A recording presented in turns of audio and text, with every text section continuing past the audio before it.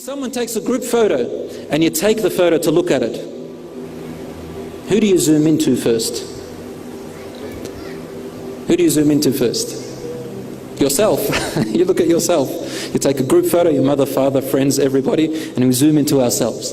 Because naturally we think about ourselves. When we look at our parents, we shouldn't be thinking about what is my right, what should my parents be doing for me. I should be thinking about what should I be doing for them.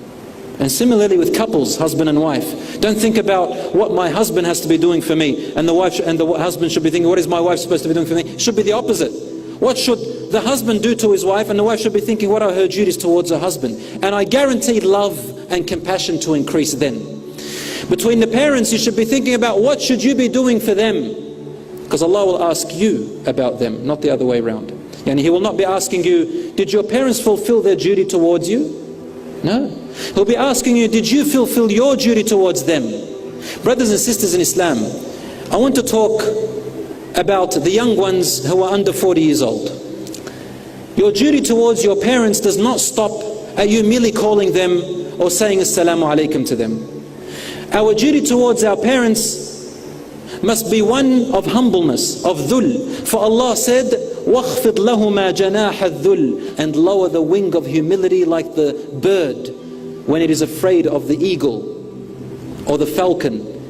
The mother comes and it encompasses its children with its wings and lowers its head trying to hide. The person should be humbled out of respect for their parents. They don't raise their voice over their voice. They don't stamp their feet. I'm going to talk to the younger ones now. Allah subhanahu wa ta'ala said in the Quran, وَلَا تَقُلْ لَهُمَا أُفٍّ. Don't even say to your parents the simple sound of uff. You know, if Ibn Abbas says, if there was a slighter word, a more subtle word, a smaller word than uff, Allah would have mentioned it.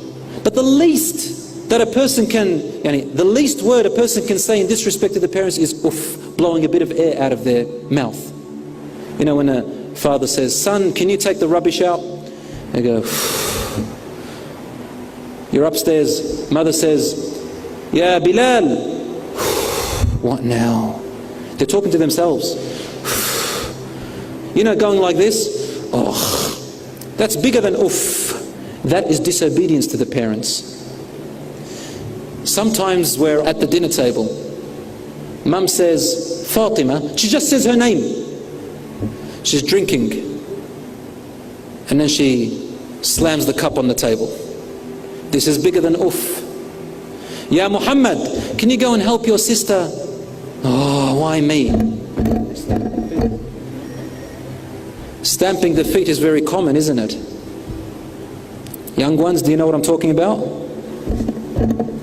Sometimes they slam the door. Mum and dad come along and say, what are you doing, son? So I didn't do anything. I didn't do anything to you. I just slammed the door. Be careful. These children, subhanAllah, they know how to wiggle their way out of things. Sometimes they say, why didn't you tell my sister? Why doesn't so-and-so do it? This is all disobedience and defiance to the parents. There are angels writing these things. Listen to what Rasulullah sallallahu alayhi wa sallam said. He said, "Burru aba'akum taburrukum abna'ukum." Be dutiful towards your parents. As a result, your children will be dutiful towards you. This is a two-sided thing, brothers and sisters. I want you to analyze it. If you want your children to respect you, to be good to you, to look after you when you are weak, when you are feeble, when you become very old in age, when you can't walk, when you need someone to feed you with a spoon, when you need someone to take you to the toilet, when you need someone to bathe you, when you need someone to carry you, when you need someone to hold your hand and to treat you the same way you treated them when they were babies, infants, then they need to see from you the respect and the goodness from you towards your parents. When they visit their grandparents, they need to see how you treat your parents. They need to see how you talk to your parents. You know, there is a saying that says, we always complain that our children don't obey us. Am I right or wrong? They don't listen to us, but they never fail to imitate us. Correct? Wallahi, they imitate the way you tie your shoelace. I don't see too many shoelaces here in the Emirates. But back when we have lots of shoelaces, they see the way you tie your shoelace. They see the way you look at the mirror.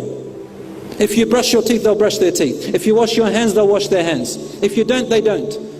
When the husband and wife argue, the children will grow up arguing. If you make promises and don't fulfill them, they will also do the same.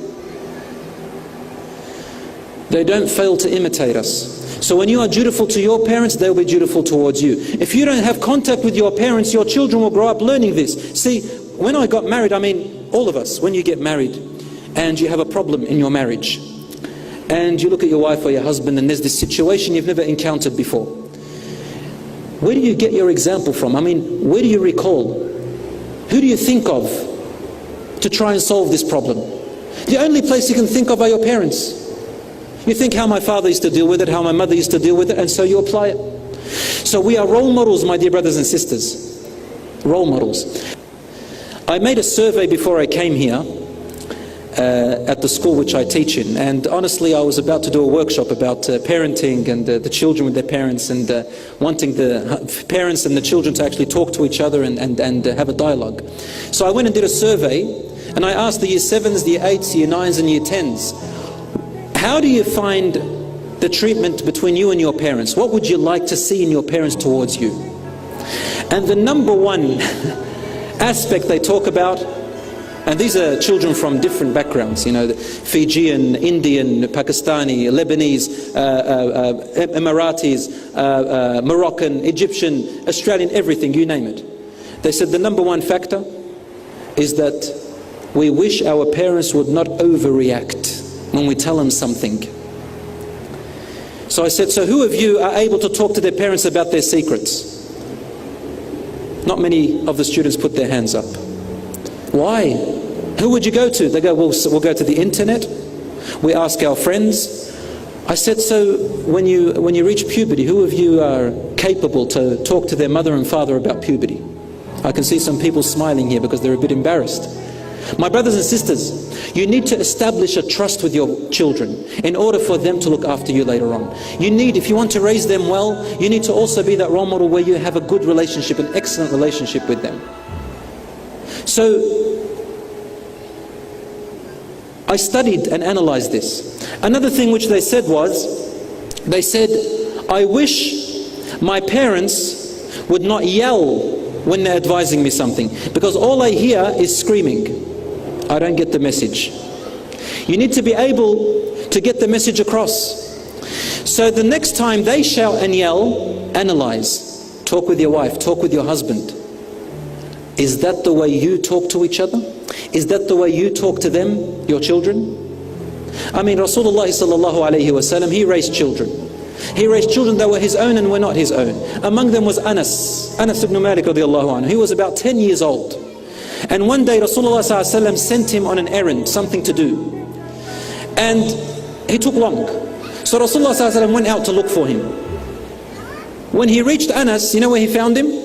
He found him watching a group of young boys and girls playing outside. Little children. And he was just fascinated. Anas, young 10-year-old, looking at the children playing with the rocks and the sand and all of that.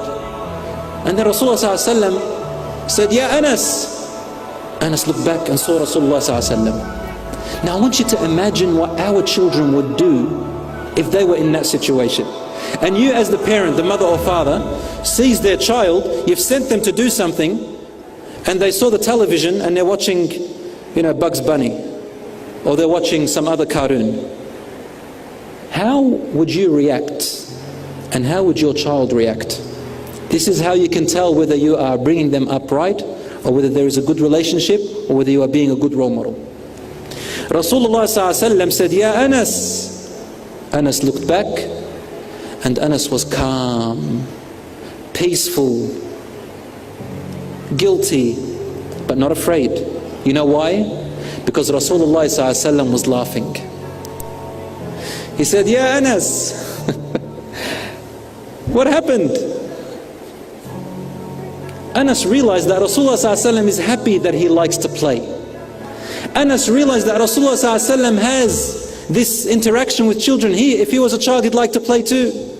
Anas knew that Rasulullah ﷺ is expecting that Anas is a child, he likes to play. He said, I forgot, Ya Rasulullah. And he said, go and do it and then come back and play, ya Anas. And gave him a little pat on the head. Anas went and did what he had to do, came back and played. Easy, simple. What would we do? What are you doing? How many times do I have to tell you? That's it for me. You've got to talk to your dad. When he comes home, he will deal with it. Mother now takes it off her back. She's yelled, screamed, shouted. As children would say back in Australia, chucked a fit. That's what we say. She went overboard. Father comes. Mother starts to complain. Your son, your daughter, your son, your daughter. I've told them 1,000,000 times. It's time to brush their teeth. It's time to do that. And they keep going here and there and there and there and there. When are we going to discipline them? This is your fault. Your fault. So then a child learns that this is how you deal with situations like that. The children want to play. So play with them. But obviously discipline them. And when you discipline them with care.